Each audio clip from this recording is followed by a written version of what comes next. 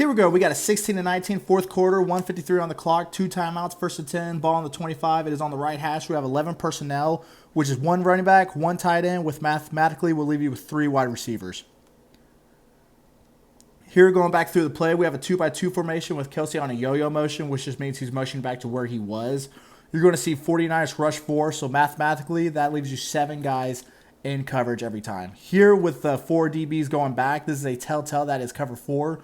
With the 4 DBs playing back, they're each covering a fourth of the field with the 3 players underneath. Like I've said, if you count it up, 7 guys in coverage. If you rush 4, 7 guys in coverage. So breaking this down, this is where you see the 4 guys, each covering a fourth of the field.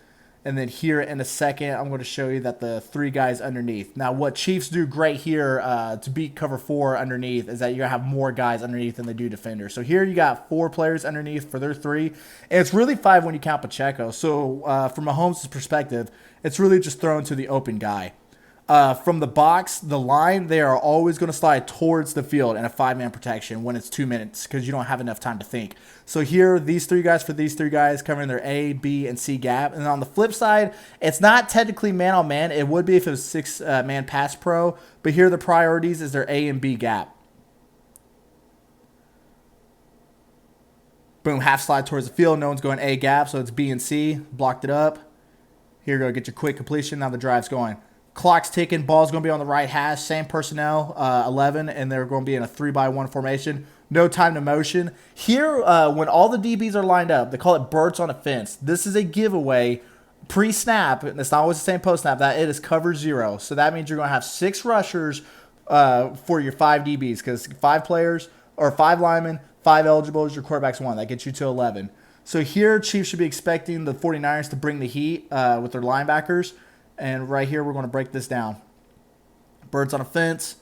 They end up bringing 5. So we're also going to look at that. So here with your typical cover 0, as I mentioned, you're rushing 6. And then you're going to have everybody man-on-man across the board.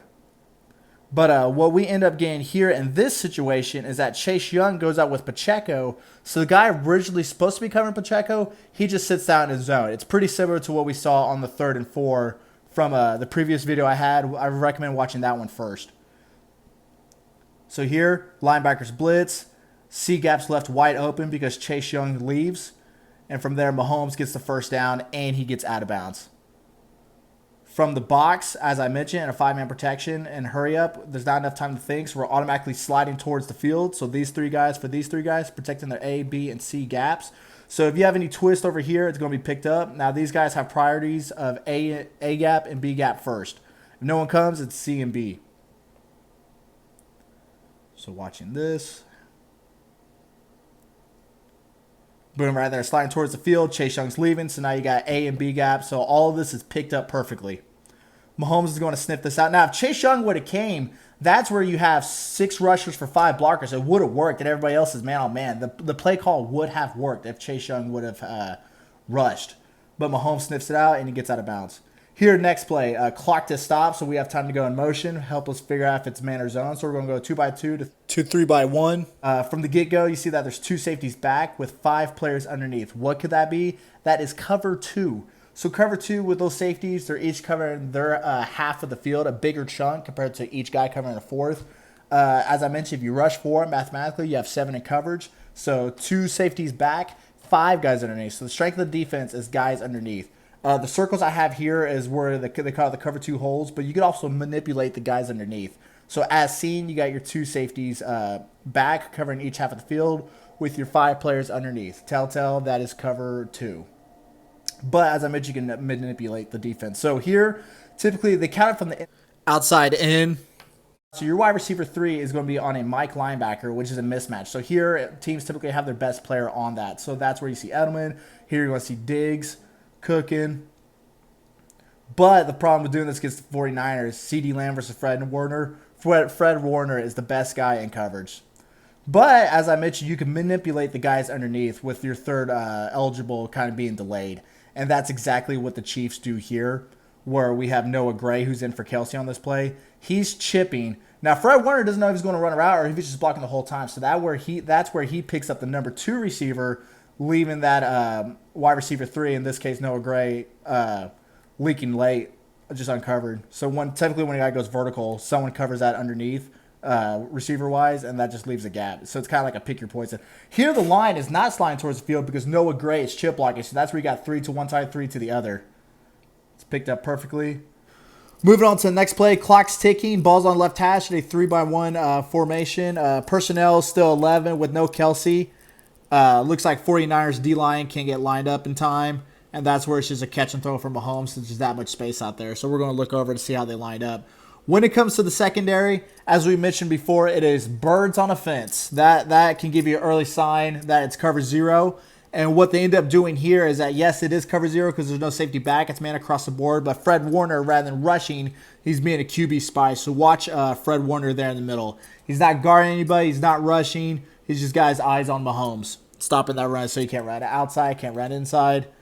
Here with the line, as we mentioned, if it's 4-man front, a half slide will be 3. So odd equals 4, even equals 3. But when one side's loaded, that's where it becomes a 4-man half slide with each guy protecting their right gap. And then on the back side, the left tackle, he's on a dual read protecting his B to C gap. Same thing inside out. One thing I like to mention is that on these half slides, the back side, so here it's the left, that's where you tend to get more stunts because the slide side, it's pretty much making a wall. So here watching this play, we're going to have to slow down. See how the first 4, Creed Humphreys and the left guard got their eyes inside. The left tackle was on a dual read. Here Bosa crosses his face.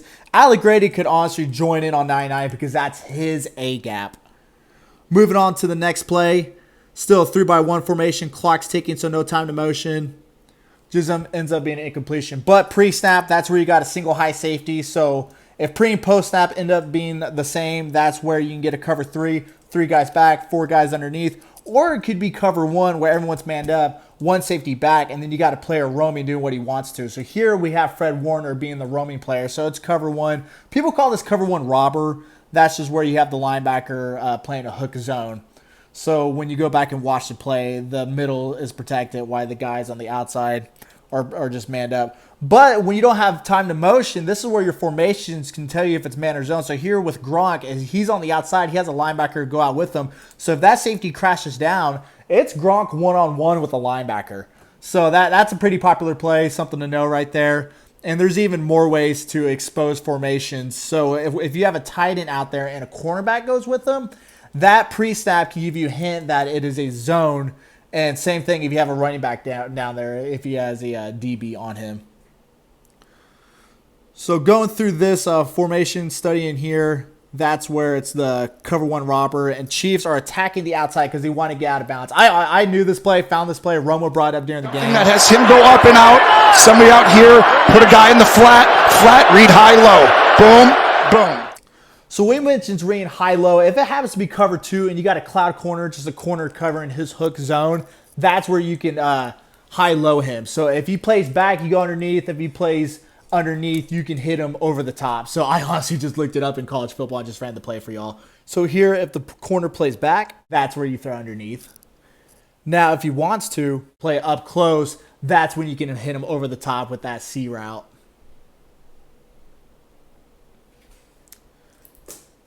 Here with the chefs, just looking through, that's where this is honestly a dead play. Everything was manned up, and if you want to go back to Rashid Rice, it wasn't going to look. Now here, in the box, it is exactly the same thing. 4-man slide, even 49ers even do the same exact blitz with Bosa crossing the guy's face with the left tackle on his B to C dual read. So I'll let y'all just watch it because it's the same exact thing. This time, Alec Grady does pick up 99. Bosa tries to cross face. Now here they're doing a twist between 99 and Bosa, but since the left guard and left tackle are not on the same level, that's where this twist doesn't get picked up well. So just looking from start to finish based on the coverage, and even if that twist did get all the way through and sack Mahomes, this was honestly just a dead play from start to finish. But it did stop the clock to get Kelsey in. To help figure out who's all part of the half slide, it really comes down to the first unmanned covered is the last one on the slide, with whoever's left alone is on their dual read. And the reason why they still slide to the field even though there's a chip with Noah Gray is because Pacheco also chips. Here's one of the third downs. This originally was not supposed to be the play. It was checked to a cover 0 beater. And as we mentioned, cover 0 is guys are bringing the heat and then it's man-on-man across the board. But when everybody's lined up like this, you don't if it's zone, who's backing up, if it's man, who's on who's rushing, who's staying. So in this scenario, when you got the defensive on 5 techniques outside the tackles, the defensive tackles on 3 techniques outside the guards, and the linebackers in double A gaps, that's called double mug. Try to shove that in. So here in these scenarios, the line likes to do a full slide. So it sounds it is what it sounds like. Everybody on the offensive line is sliding a certain direction with the running back going to the backside. But the reason why teams don't do this all the time, because you put a running back on a defensive end. But like the Chiefs, you can weaponize anything, so that's where no one knows who's doing what. So here, if McKinnon flares out to our right, 31 plays man on him, 33 blitzes. Vice versa, if McKinnon goes to our left, 33 is playing man, 31 is blitzing. That's to determine who's rushing, who's blitzing. We've seen 49ers do that throughout this video, where right here, the line is sliding one direction. Watch McKinnon do this hop. During this hop, is he going to block 33? Is he going to flare out? 33 might want to be the hero, so guess what? He takes the bait, and that leaves McKinnon wide open. So the guy who's supposed to be playing man on McKinnon is left wide open. Going quick, following the very next play. Same deals, except it's not double mug, so both A gaps are open. Mahomes takes the bait. And right here, with Chiefs having one timeout, the ghost of Andy Reid's pass come alive. So here, clock's just ticking. Pacheco's got to come all the way back. What's going to be the call? Because watch Pacheco. He's doing nothing. Rashid Rice is jogging. This is the second dead play. They would have been better off if they just would have spiked the ball. Mahomes knows it. So here, this is the big play right here. 3-by-1 formation, but notice Kelce is the guy. He's the one that's by himself. A lot of times in these 3-by-1 formations, the guy that's number one on his own, he's going to be your playmaker. He's who you're wanting to go to. And with the 49ers here in crunch time, noticing this, they play everybody's zone, but Fred Warner's man up on Kelce. And a mesh concept. 2 dudes, 2 shallow cross underneath. The man underneath's getting the ball. Dude over the top, send up the rub. We're going to look at this a few times. Watch this. Noah Gray and Kelce again. We've seen this before. When you look at teams, see them all the time, you watch dudes who actually break this stuff down, you notice tendencies. It's pretty cool. I'm not going to bull crap. I'm not cussing because just in case I show this to people later. But back to this play. That's where we're going to slow. So watch. See how the 3 receivers to the other side, they're running towards Kelce, getting their guys' hips, pointing the opposite direction of Kelce coming underneath. So this is a man beater. So it just happens Fred Warner's playing man on Kelce. But watch Noah Gray. Gets perfectly right in the path, doesn't touch him, so it's not PI. So it's a clean rub. And right here, that's where, if it wasn't for this safety, 27 coming down, I believe it's 27, Kelce could have turned this up and scored. Because watch, he's running away from the guys. This is like the fastest Kelce's ran in years. Crunch time. And then rather than focus on the line, let's focus on line. It's a half slide towards the field, so that's to our right. And then duo on the left side. But right here, McKinnon, Noah Gray. Boom. Running away. Yeah. So right here, since the clock has stopped, I believe there's about 10 seconds right in here. That's where Chiefs decide to go in motion. That's where they're going to pick on Fred Warner on Kelce. This time it doesn't work. But we've seen this work in the past. 13-second game. Kelce's still got it in him. He's still got that speed. But Fred Warner, it's hard to beat him 2 times in a row. But I want to go over this play slower because right here, the clock stopped. They got time to go in motion. And I said it throughout this whole video. Pre-snap and post-snap can give you different looks. So MVS is going to go in motion. His guy follows him, so that's yelling man. Fred Warner's playing man. But watch, he breaks off, and that's where outside guy takes outside man, middle guy takes middle guy, inside guy, which is MVS guy, takes inside guy. And with cover 2, that's where if someone takes the vertical, that's where somebody like Rashid Rice, right there, number 4, he's left open. He takes over the spot that's being covered by the vertical. So could Mahomes gone to Rashid Rice for the win? Yes, but there's a lot of situations that could go wrong. And speaking of that, that's where I'm okay with Chiefs kicking it with 6 seconds left. Because what if the ball gets blocked, Chiefs recover, you still got timeout. What if they screw up the snap? That's where you still have time, just call timeout. So you have room for error, but you can't miss it if the ball goes up in the air. Or can you get it back if it's kicked and blocked? That's not a neat look up. But with that being said, with the game-winning or the longest field goal in Super Bowl history, that was a bad snap. And this thing's just going, driving. What if we missed that?